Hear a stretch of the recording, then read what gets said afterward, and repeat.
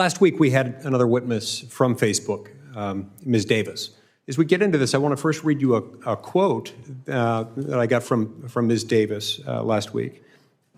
When we do ads to young people, there are only three things that an advertiser can target around: age, gender, location.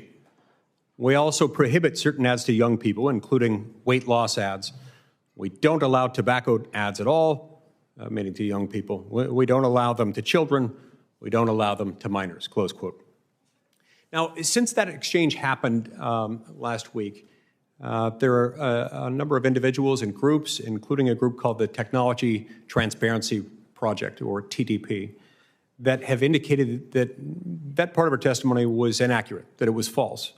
TTP noted that TTP had conducted an experiment just last month, and their goal was to run a series of ads that would be targeted to children ages 13 to 17, to users in the United States. Now, I want to emphasize that TTP didn't end up running these ads.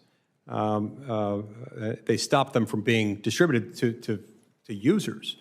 But Facebook did, in fact, approve them. And as I understand it, Facebook approved them for an audience of up to 9.1 million users, all of whom were teens. So I brought a few of these to show you today. This is the first one I wanted to showcase. This first one has a colorful graphic encouraging kids to, quote, throw a Skittles party like no other, which, as the graphic indicates, and as the slang jargon also independently suggests, this involves kids getting together randomly to abuse prescription drugs. The second graphic displays an Anna tip. That is, a tip specifically designed to encourage and promote anorexia. And it's on there. Now, the language, the Anna tip itself, independently promotes that. The ad also promotes it, insofar as it was suggesting these are images you ought to look at when you need motivation to be more anorexic, I guess you could say. Now, the third one invites children to find their partner online and to make a love connection. You look lonely, find your partner now to make a love connection. Now look, it'd be an entirely different kettle of fish if this were targeted to an adult audience. It is not. It's targeted to 13 to 17-year-olds. Now, obviously, I don't support, and TTP does not support these messages, particularly when targeted to impressionable children. And again, just to be clear, TTP did not end up pushing the ads out after receiving Facebook's approval. But it did, in fact, receive Facebook's approval. So I think this says something.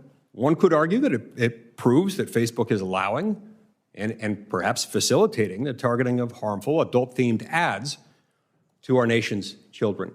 How would they possibly be approved by Facebook? And is AI involved in that? I did not work directly on the ad approval system. What was resonant for me about your testimony is Facebook has a deep focus on scale. So scale is, can we do things very cheaply for a huge number of people, which is part of why they rely on AI so much. It is very possible that none of those ads were seen by a human. And the reality is that we've seen from repeated documents within my disclosures is that Facebook's AI systems only catch a very tiny minority of offending content. And best case scenario, in the case of something like hate speech, at most they will ever get 10 to 20%. In the case of children, that means drug paraphernalia ads like that.